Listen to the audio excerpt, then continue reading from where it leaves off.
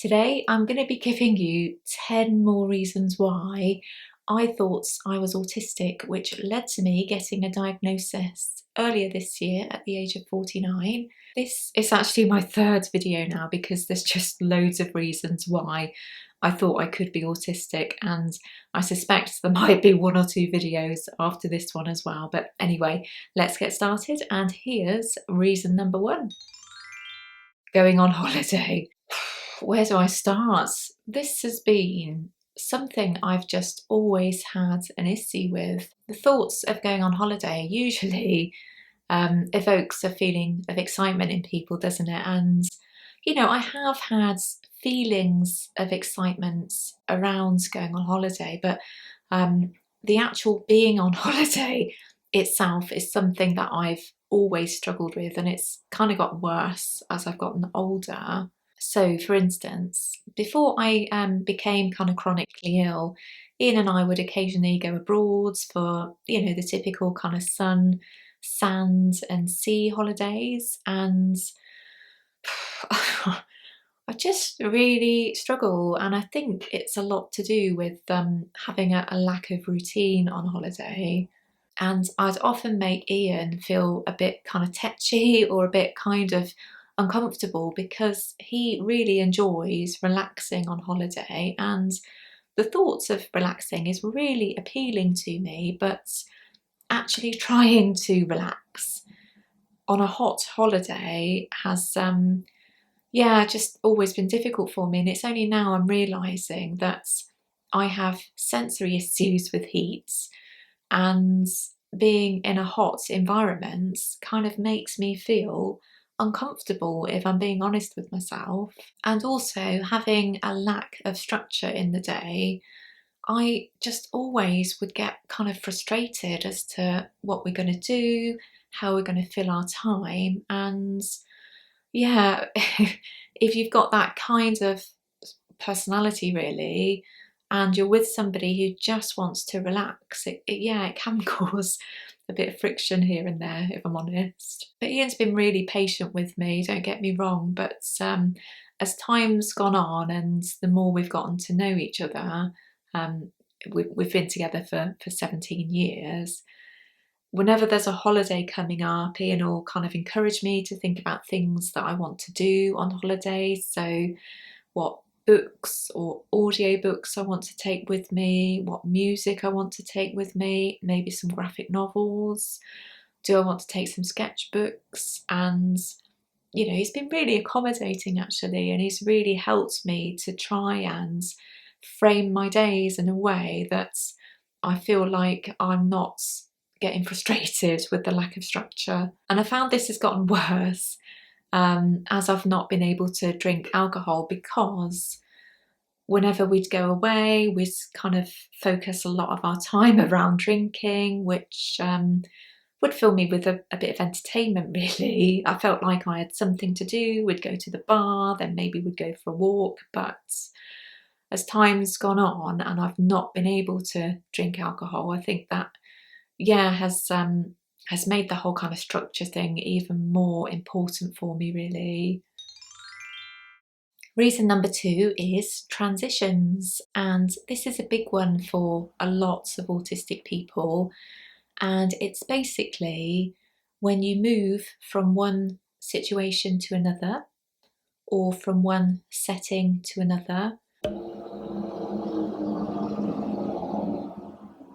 If you ever wonder why I have so many jump cuts, that's the reason. I have so much traffic on this road that it's difficult at times. So yeah, if you've wondered why, that's why. So most people have the mental agility to move from one situation to another almost seamlessly, but for a lot of autistic people, it causes real problems. Like, for instance, I spent a lot of time in my life living alone, or living in bedsits, or living in kind of shared accommodation, and I was therefore responsible for getting my own food and medications, or whatever you need in life, really.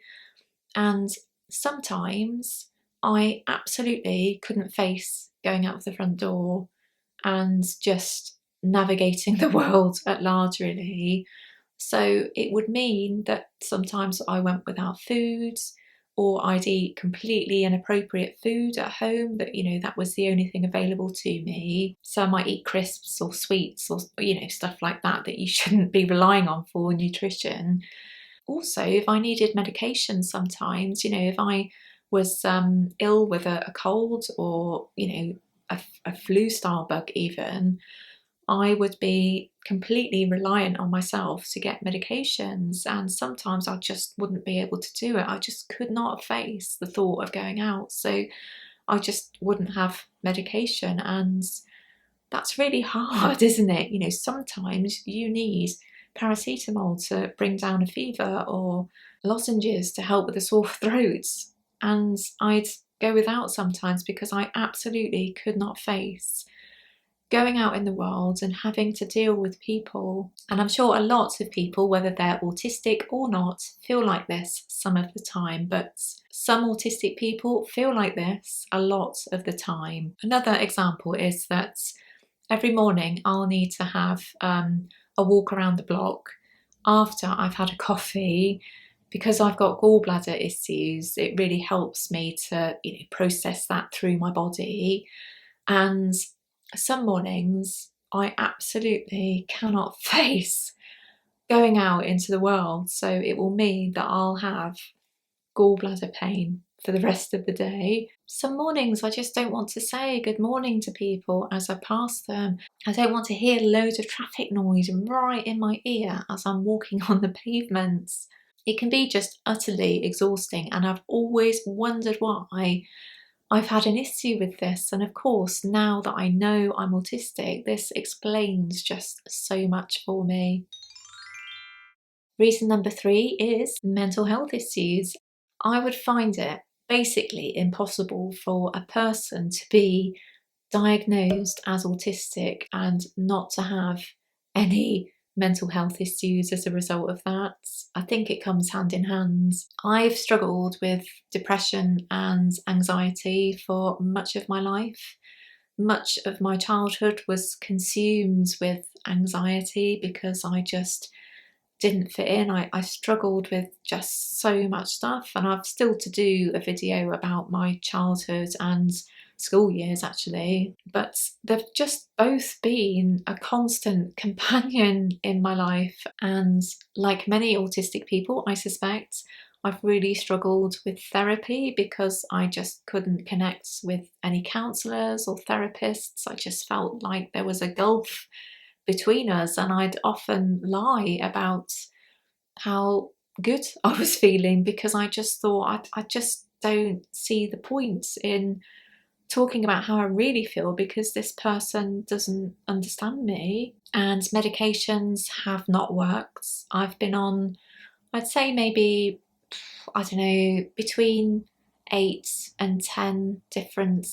antidepressants in my life, or medications that are combined antidepressants and anti-anxiety, and they just always made me feel horrendous. I just felt really kind of jittery on them, and I just really wanted to stretch all the time when I was on them, which was really weird. And I found that whenever I've tried to talk to GPs and healthcare professionals about how I was feeling, I just always felt that they just didn't understand. Like I didn't fully meet their criteria somehow. It's really difficult to explain, but yeah, it's been really difficult at times. I've really struggled with mental health, and again, I think this is a video in itself really, because there's a lot to discuss with this one. Reason number 4 is another sensory issue that I have, and it's about touch, but it's in a different way to how I've described it previously. And it's basically things I touch that I cannot stand. And one is dough, actually. Well, it's like a fritter dough that I make with courgettes and gram flour, and I have to get Ian to make the dough for me because it gets really sticky, and I get to a point where I just want to cry because it just engulfs my hands so much that I just can't imagine ever getting it off my hands again. So I immediately have to go and wash my hands because I just can't bear it, and the thought of it alone is making me feel really stressed. And the second example I can give you is clean plates from the dishwasher, and they have just the most horrible, horrible texture going on. It's like they're really dry and almost grainy, and it really, really sets my teeth on edge. And I don't know if anybody else has this thing around plates out the dishwasher. Please let me know if you do, but I just cannot bear it. We don't have a dishwasher, and whenever we go away, we might use one in a cottage or whatever, and it's always a stark reminder to me as to why I don't want a dishwasher, and I'm happy washing up every day, because the thought of it is just horrendous. The next trait or reason why I thought I was autistic is people pleasing. And I think this is a big one for high masking autistic people, isn't it? And I'm sure lots of you can relate to this one. Basically, I've always gone out of my way to make other people comfortable, and certainly a lot more comfortable than myself. I think it all just boils down to a fear of not fitting in, doesn't it? And really trying to connect in any way that we can with another person or other people. And it's really not a good thing to do in terms of your own mental health. It's almost being really dismissive of your own feelings, thoughts, and being, really, isn't it?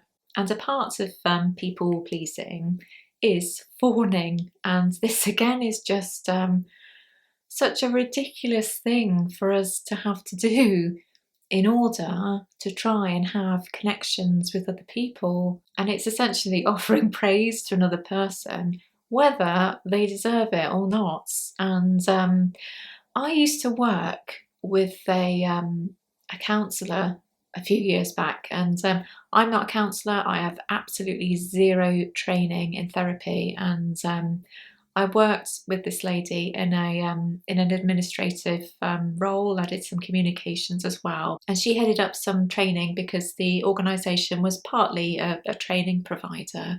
But she had such a brilliant presentation on fear responses.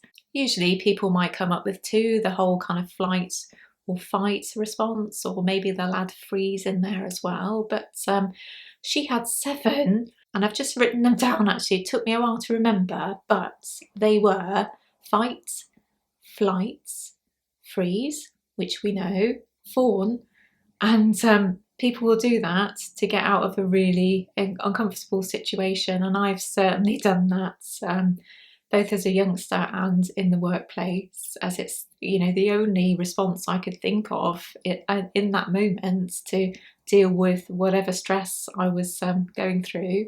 Flop is another one, and it's just when you feel kind of complete overwhelm in a situation, so that's an automatic kind of fear response. And I'm really thinking about autistic shutdowns here. I think that really kind of matches up quite well. And the next one is fart, and that's really about our internal workings, isn't it? And how many times have you had a really nervous stomach before you've had to go and do something? I used to really struggle with stomach issues when I had to go out to work every day, so that's certainly one. And the last one she had was fuck, and it's really when we're kind of thinking about our most primal responses, isn't it? And we'll often see animals behave like that, and of course we're animals too. And misattribution of arousal theory is a phenomenon where a person's brain will confuse anxiety with arousal. I think the best known bit of research on this is the suspension bridge test, and it basically consisted of some men walking over a anxiety-inducing suspension bridge. They were then confronted with an attractive woman who was the experimenter, and it's thought that because their heart rates were dramatically increased through anxiety, they misattributed signs of anxiety for those of arousal. And this article on Game of Thrones about how they were all feeling before a big fight the following day is really interesting. And because I'm learning so much about autism these days, I'm actually going to include an eighth F here, and it's fidget. And of course, fidgets are stims, aren't they? So how many times have your stims become really exaggerated as a fear response? It's really common, isn't it? So yeah, those are the 8 fear response Fs. Reason number 6 is an absolute hatred of injustice. And this is something that's been with me my whole life. I just really believe in fairness. And I think this is really common among autistic people also, so I'm learning. Like for instance, we had protesters, I think earlier this year, from the Just Stop Oil campaign. So it's all about the climate crisis and awareness, and they've done some really clever campaigns, or certainly I feel, but because they were found on a Zoom call organising protests, they were banged up for 5 years. And when you consider other people that have done really abhorrent things to other people or children or animals, and they're incarcerated for a lot less time, or all too often they're freed on suspended sentences. And I could go on and on with giving you all sorts of examples about this, but I just want and expect people to be treated fairly. Reason number 7 is being really uncomfortable with the thoughts of being perceived. Now, this may seem really incredible because I'm talking to you via YouTube, and it probably seems like I have no problem with people perceiving me or observing me or listening to me, but I do have real issues with this. I can talk to a camera with next to no issues because I don't have a pair of eyes or multiple pairs of eyes looking at me and almost anticipating or expecting what I'm going to say. And if you were all sat in a room in front of me, I can guarantee you there is absolutely no way I could speak to you in the way that I'm doing now, because I just, I'm just get so uncomfortable with being observed and being perceived. And this has manifested itself in so many ways. And like for instance, I've talked about how I've lived in shared accommodation in my life, and I would never be able to go to the kitchen and cook because the thought of somebody coming in and seeing me cooking and maybe judging me on what I'm making or how I'm cooking or whatever really is so uncomfortable a thought. So I'd have to be really canny about food, and it's a really life-limiting way of living. And I've also had issues with being perceived in the workplace. So I've never been able to do public speaking because the thought of, as I say, everybody staring at me would be way too much to cope with. Whenever I've had to give kind of presentations, they've just been horrendous for me. They just cause so much anxiety, and I've done whatever I've been able to just avoid doing them unless I've absolutely had to do them. And because of this fear of being perceived, I've always had this thing around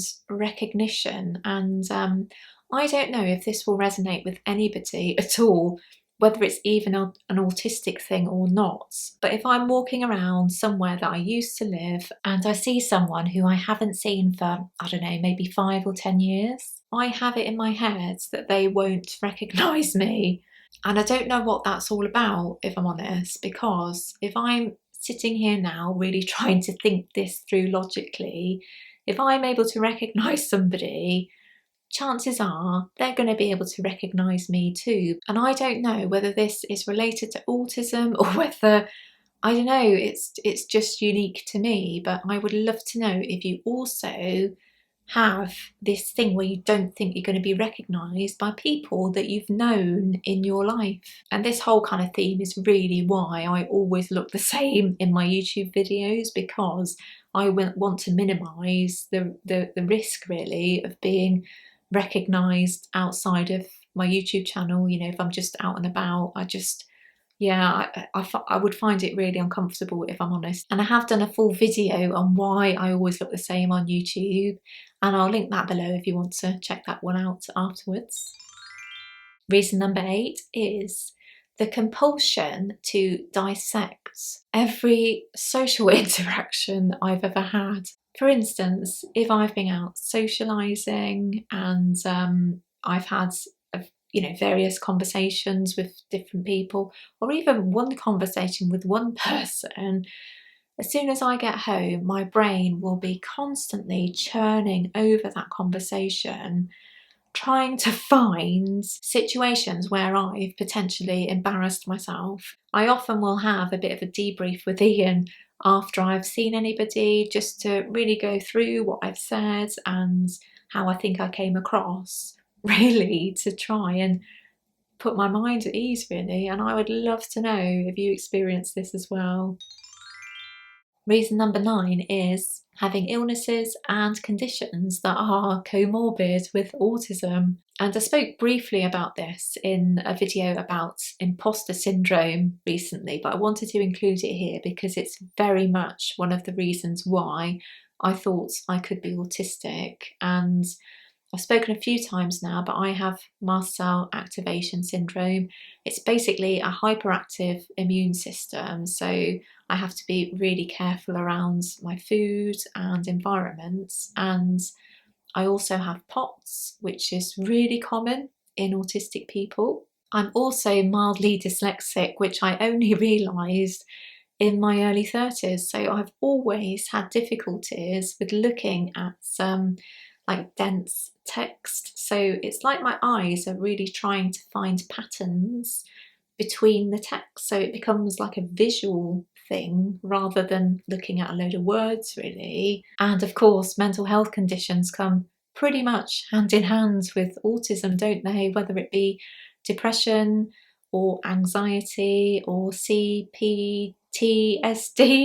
I really struggle with that acronym for some reason, but there's a whole host of different mental health conditions that are comorbid with autism. So it was something that I thought, this is making so much sense as a whole. I've got these conditions that are comorbid with autism, so this is really furthering my case to put forward to an assessor, really. And of course, there's a host of other comorbid conditions out there. So if you are in a situation where you're trying to work out if you could be autistic or whether you're going for an assessment, if you do have any health conditions, I would be investigating whether there's any link with autism, because it's a good way to add further evidence in support of your case, really. And of course, ADHD is really common among autistic people as well, so it's just worth doing a little bit of research on that. And the last reason for today, and there's absolutely loads here, so I'm going to go for I really hate Christmas. I don't actually remember too many Christmases from when I was young, if I'm honest. I had quite a complicated childhood in that there was lots of alcohol going on, DV, mental health issues, and I'm sure a lot of you can relate.